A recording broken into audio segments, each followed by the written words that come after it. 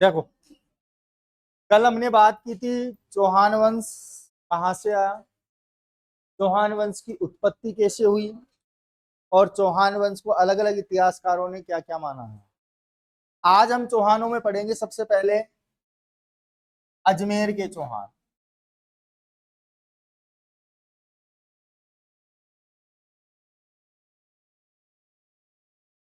कौन पढ़ेंगे? अजमेर के चौहान। अजमेर के चौहानों की अगर मैं बात करूं तो अजमेर के चौहानों का मूल स्थान था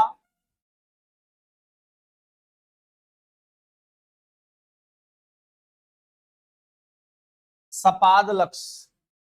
क्या नाम था? सपादलक्स।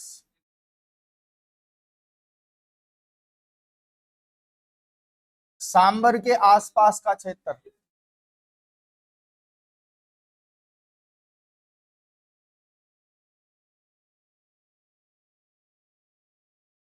सांबर के आसपास का जो क्षेत्र है वो क्या है? सपादलक्स। इनका प्रथम राज्य था नाडोल। क्या बताया गया है? नाडोल। सपादलक्स और नाडोल दोनों की राजधानी बताई है अहिच्छत्रपुर।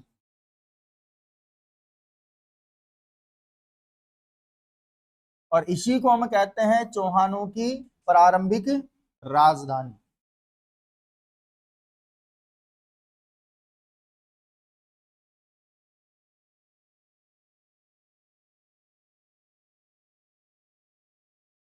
अब बात आती है कि भाई अजमेर के जो चौहान थे वो कहां से आए। तो सांबर में भी चौहान वंश रहा था जिसे हम सपादलक्स के नाम से जानते हैं, और यहीं से शुरुआत होती है एक वंश की जिसका नाम था चौहान वंश। क्योंकि सांबर के चौहान ही अजमेर गए थे। सांबर के जो चौहान थे वही कहाँ चले गए? अजमेर। और अजमेर में नया वंश आया, चौहान वंश। अब इसकी जानकारी कहां से मिलती है कि अजमेर के चौहानों का संबंध सांबर से है? तो इसकी जानकारी मिलती है बिजोलिया शिलालेख से। बिजोलिया शिलालेख जो है भीलवाड़ा में, यहाँ पे है। और ये लिखा गया था 1170 ईस्वी के आसपास, सोमेश्वर चौहान के समय।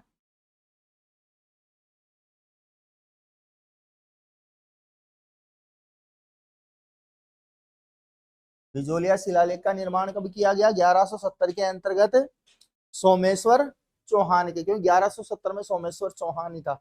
हालांकि अजमेर का शासक नहीं था, अहिलपाटन गुजरात का था। कहाँ का था?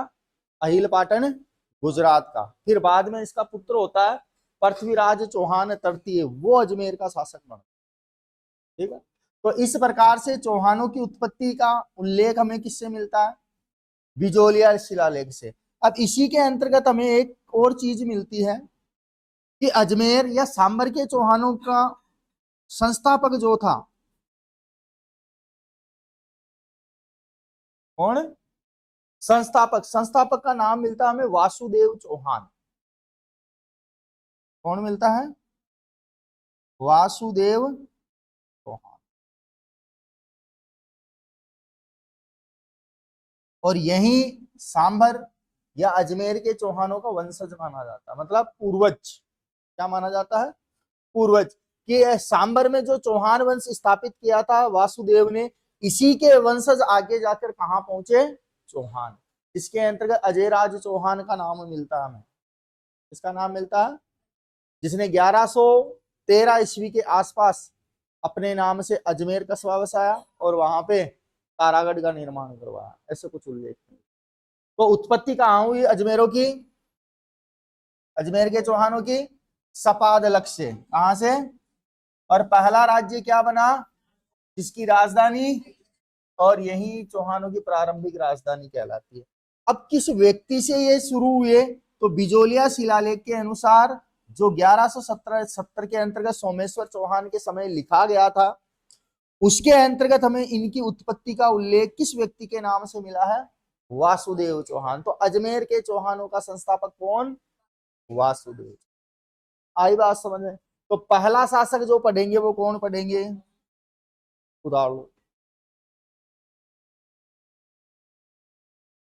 देखो, आगे बढ़ते हैं। सबसे पहला शासक मैंने क्या बताया? तो नंबर 1 पे सबसे पहले शासक आता है वासुदेव चौहान।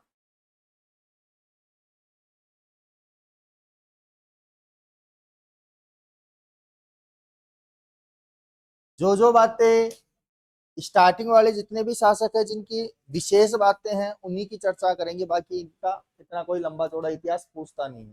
देखो, वासुदेव चौहान की जो हमें जानकारी मिलती है वो जानकारी मिलती है बिजोलिया शिलालेख से मिलती है बिजोलिया शिलालेख, भीलवाड़ा। इसी के अंतर्गत हमें मिलता है, जानकारी के अंतर्गत, कि जो ये वासुदेव चौहान था ये वत्स गोत्रीय ब्राह्मण था। गोत्रीय ब्राह्मण बताया गया है। बिजोलिया शिलालेख के अनुसार ही वासुदेव चौहान को वत्स गोत्र का ब्राह्मण बताया गया, जिसके द्वारा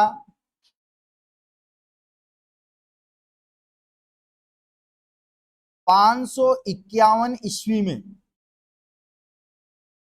सांबर का जो क्षेत्र था सपाद लक्ष, वहां पे चौहान वंश की स्थापना की।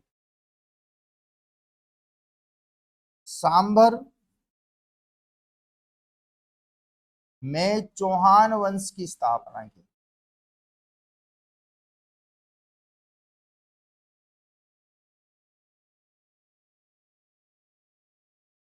और इसी से हमें जानकारी मिलती है कि 551 ईस्वी के आसपास ही वासुदेव चौहान ने निर्माण कार्य करवाए थे कुछ,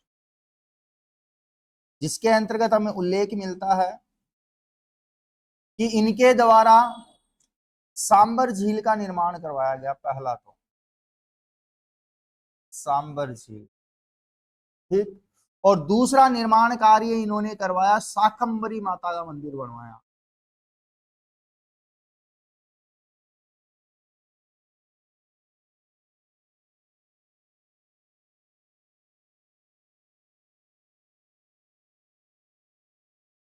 बिजोलिया शिलालेख के अनुसार संस्थापक वासुदेव चौहान ही है, और सांबर झील का निर्माण इन्होंने कराया। और यही सांबर झील के पास शाकंभरी माता का मंदिर बना हुआ है, वो आज भी है, अभी जाओ तो देख के आना। इन्हीं शाकंभरी माता को सांबर के चौहानों की कुलदेवी कहा जाता है। सांबर के चौहानों की कुलदेवी बताया गया है,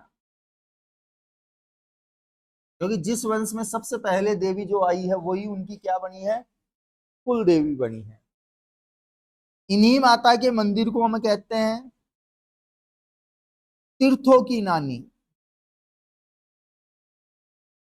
इसी के पास में एक स्थल है जो राजस्थान में तीर्थों की नानी के नाम से प्रसिद्ध है, जिसका नाम है देवयानी तीर्थ स्थल। देवयानी तीर्थ स्थल के नाम से जाना जाता है, जो कहां पे है? शाकंभरी मां। आई बात समझ में? और सांबर झील जो प्रसिद्ध है वो नमक उत्पादन के लिए है। इसके लिए प्रसिद्ध है, नमक उत्पादन के लिए।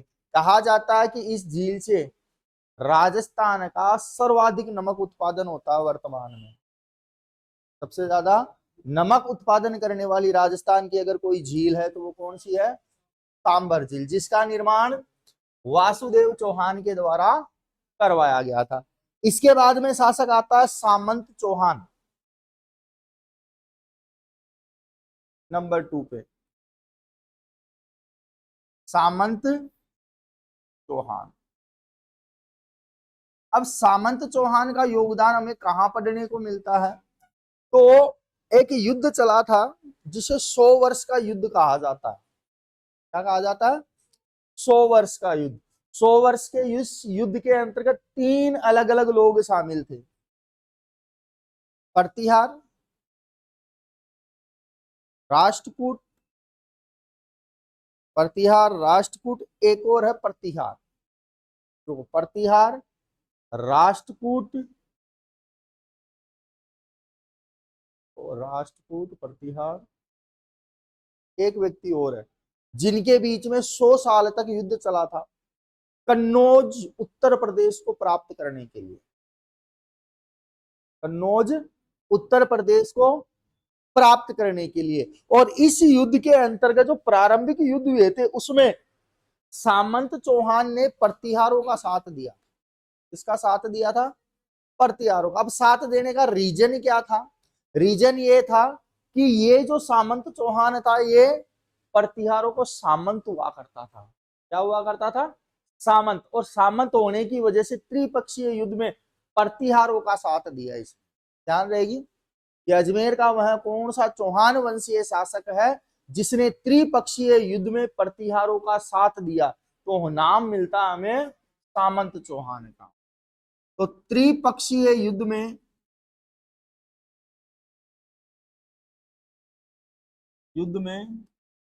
प्रतिहारों का साथ दिया था इसने।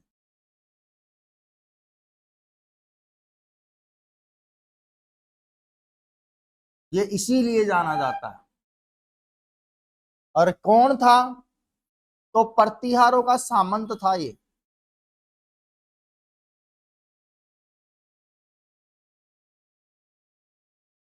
इसीलिए मैंने कल जब पहली बात लिखवाई थी, जब चौहान चालू कर रहा था, तो मैंने एक बात बोली थी कि जो ये चौहान थे ये राजा या शासक तो बाद में बने, लेकिन उससे पहले प्रतिहारों के क्या थे? सामंत थे। अब क्लियर हुई बात। इसके बाद में इसका पुत्र आता है गुवुक। इसका पुत्र कौन है? गुवुक चौहान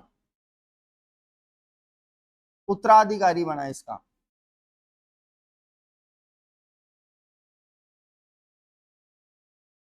और नंबर 3 पे आ जाएगा गुवुक चौहान। अब इसकी क्या थ्योरी है? तो थ्योरी ज्यादा नहीं है, इसकी थोड़ी सी है।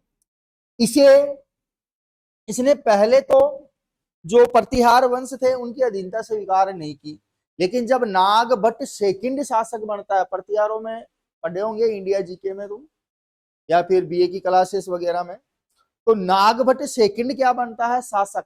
तब उसकी ये क्या कर लेता है? अधीनता स्वीकार, क्योंकि नागभट्ट सेकंड त्रिपक्षीय युद्ध में भी था। 100 साल तक युद्ध चलाया, मतलब कम से कम 3 से 4 पीढ़ियां तीनों राजवंशों की आपस में लड़ी है। और वो भी किस क्षेत्र के लिए? केवल और केवल कन्नौज के लिए। किसके लिए लड़ी? कन्नौज के लिए। अब कहाँ कन्नौज? अब कन्नौज के लिए क्यों लड़ी? क्योंकि भाई प्राकृतिक रूप से उत्पादन ज्यादा था वहां पे, हर चीजों में अन्य क्षेत्रों के मुकाबले अधिक उत्पादन करता था, तो सारे के सारे लोग उसी को पाना चाहते थे और उसी क्षेत्र के लिए 100 साल तक लड़े। तो प्रारंभ में अधीनता स्वीकार नहीं की, प्रतिहारों की अधीनता स्वीकार नहीं की।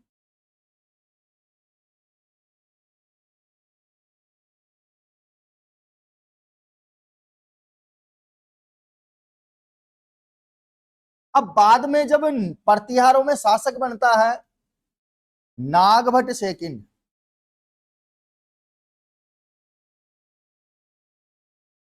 इसकी ये क्या करता है? अधीनता स्वीकार कर लेता।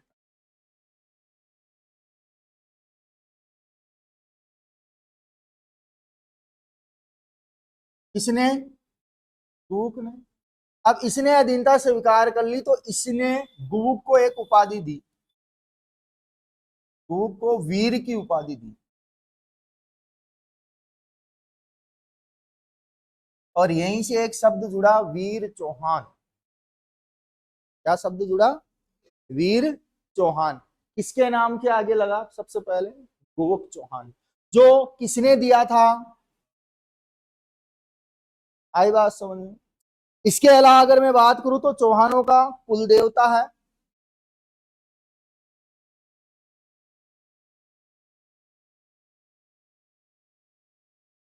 चौहानों का कुल देवता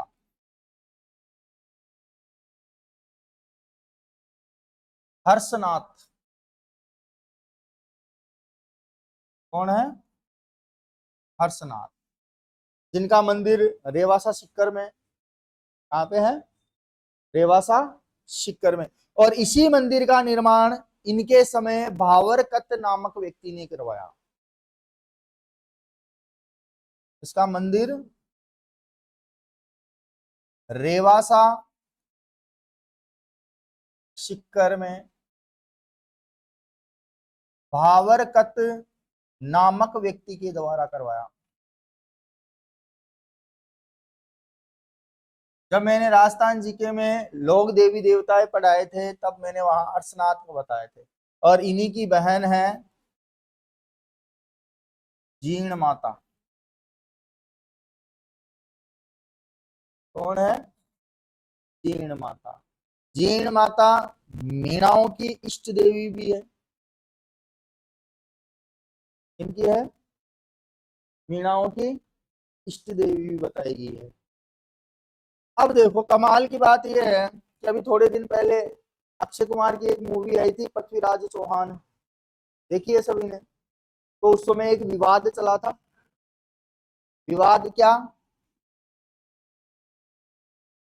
कि जो चौहान वंशीय शासक है ना, राजपूत तो कहता है कि भाई राजपूत है, इधर जाट कहते हैं कि भाई जाट था, लगे हाथ गुज्जर भी बीच में आ गए कि साहब गुज्जर है ये अपनी थ्योरी में चलते मस्त। कोई ये नहीं बोला भारतीय शासक था है? अरे इतिहास के योद्धाओं के ऊपर भी अब होने को तो पता नहीं। मैंने क्या कहा, आर्यंस आर्यंस में ये भी कहां से आए उससे क्या मतलब है? प्रेजेंट में हिंदुस्तान के लिए किया क्या, मेन चीज वो है। लेकिन हम आज भी उसी चीज में पीढ़ी दर पीढ़ी पिटते आ रहे हैं और आगे भी पिटते रहेंगे। भारतीय बोलने में शर्म आती है ना अपने को। मैं फलाना, मैं ढीमका, नाना पाटेकर 5वीं क्लास में बोला, बहुत बार बोला, हर संडे आता था वो और कहता था कि इंसान ने सबसे बढ़िया चीज बनाई, ईश्वर ने सबसे बढ़िया चीज बनाई इंसान, भगवान भी ऊपर से नीचे कीड़े मकोड़े बन गए।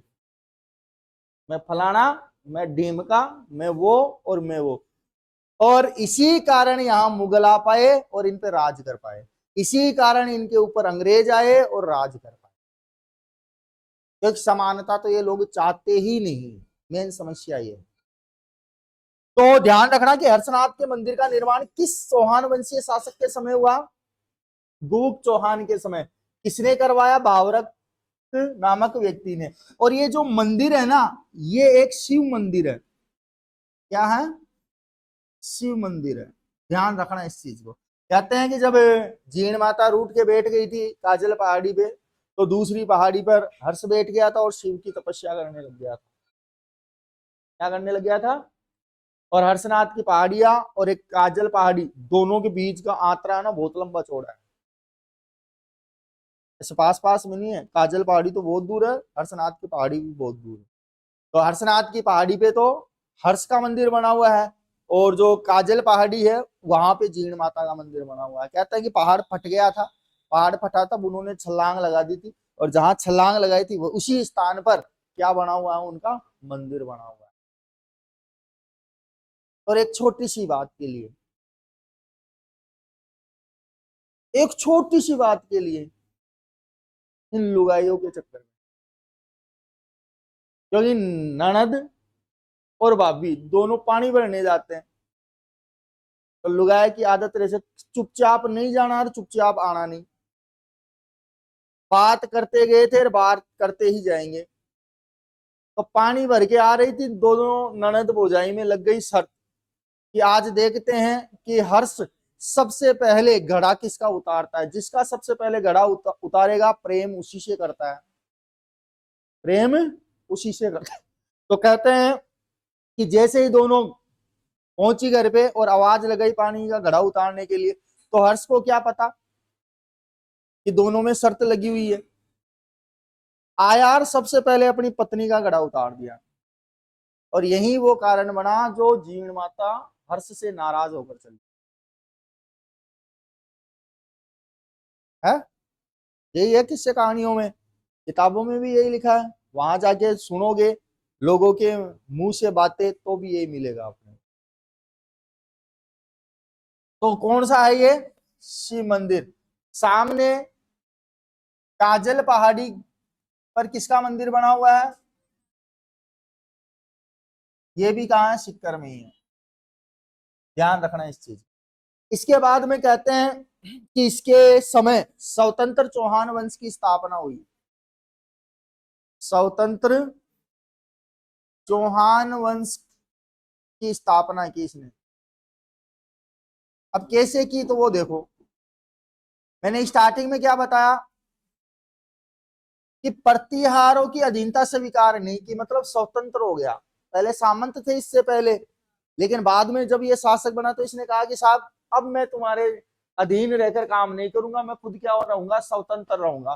तो अधीनता स्वीकार नहीं की, लेकिन बाद में नागभट्ट की अधीनता स्वीकार की कि भाई तू फ्री तो रह ले, मतलब स्वतंत्र रह ले, मेरे को कोई दिक्कत नहीं है, लेकिन युद्ध में मेरा साथ तो दे। क्योंकि आगे जो 100 वर्षीय युद्ध चला, त्रिपक्षीय युद्ध, उसमें नागभट्ट सेकंड भी लड़ा था। तब जाकर ये क्या हुआ, स्वतंत्र चौहान वंश बना। किसने बनाया? किनसे? प्रतिहारों से। इससे पहले ये क्या थे? सामंती थे, मतलब प्रतिहारों के अधीन रहकर काम करते। रहेगी बात याद? देखो, इसके बाद में शासक आता है जिसका नाम हमें मिलता है सिंहराज। देखो, भूप चौहान के बाद में शासक आता है, अब स्टार डाल लेना भाई, अब नंबर का कोई दिक्कत नहीं, ऊपर वाले नंबर से है। चंदन राज चौहान। कौन? चंदन राज चौहान। और ये अपनी पत्नी के कारण प्रसिद्ध है, चंदन राज। चंद्रराज कर दिया, चंद्रराज ही बोलते हैं इसको, चंद्रराज। बोलने में चंदन राज आ जाता है। ये जो भाई साहब थे ये अपने पत्नी के कारण फेमस हुए। क्यों है? अरे अभी जैसे राजकुंद्रा है, अब राजकुंद्रा किस कारण फेमस है? अपनी पत्नी के कारण है। क्यों कारण है? क्या करती है उसकी पत्नी शिल्पा शेट्टी? अरे एक्टर तो बहुत पहले थी, अब क्या करती है? योग। तो ये भी अपनी पत्नी के योग करने से प्रसिद्ध है। कहते हैं कि इसकी पत्नी जो थी आत्मप्रभा थी। पत्नी का नाम क्या बताया? आत्मप्रभा। और ये योग कलाओं में निपुण थी, पूर्ण रूप से योग क्रियाओं में निपुण।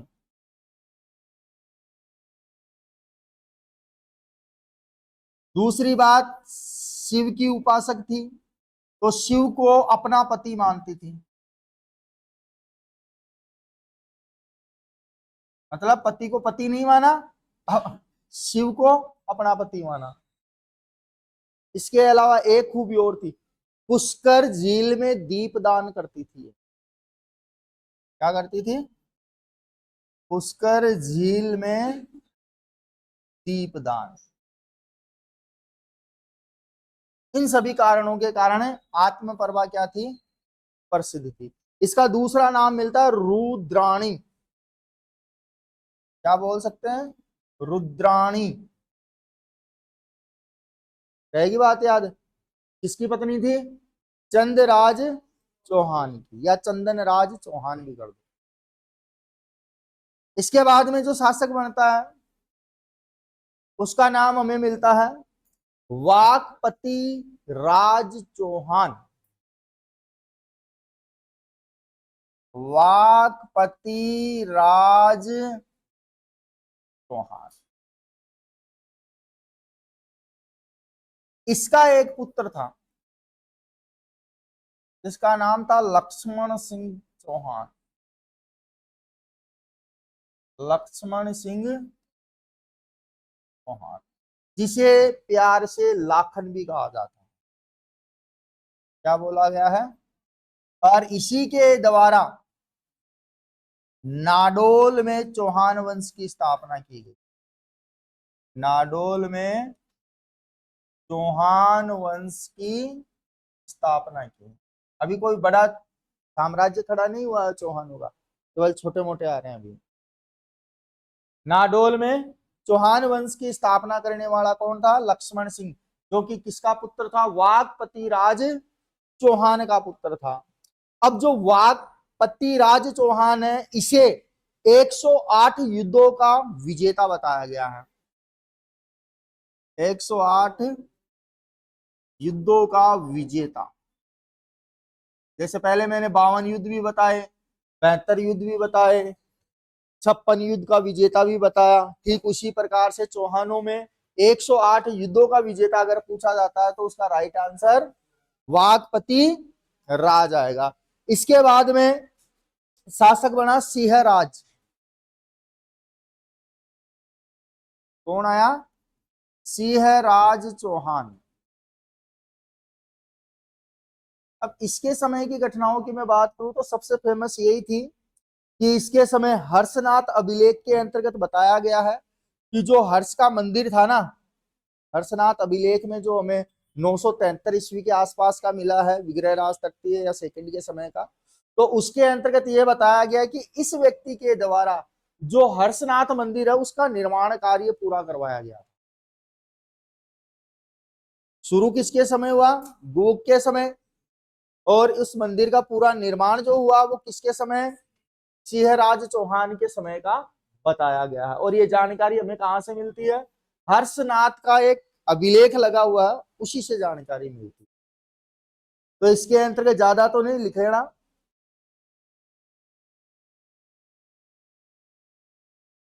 हर्षनाथ अभिलेख सिक्कर।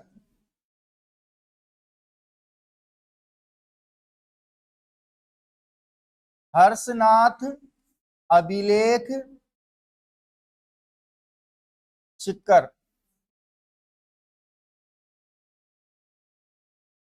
और इसी का पुत्र मिलता है हमें विग्रहराज।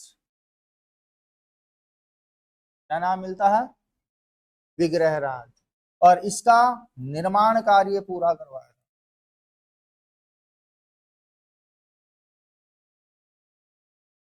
विग्रहराज ने शुरू किसके समय हुआ? पूरा कौन करवा रहा है? विजयराज चौहान। और एक विग्रहराज ये भी आएगा जिसने दिल्ली को अपने कब्जे में लिया था, जिसे दुनिया बिसल देव चौहान के नाम से याद करती है, क्योंकि इसी के नाम से टोंक में बना है बिसल देव बांध। सुना है नाम? तो वो विग्रहराज चतुर्थ है, चौथे नंबर का आएगा वो। ये जो है ये सेकंड है। इसको क्या बताया गया है? सेकंड बताया गया। अब टाइम ज्यादा नहीं है तो जितना एक बार बता दिया वो कंप्लीट कर लो।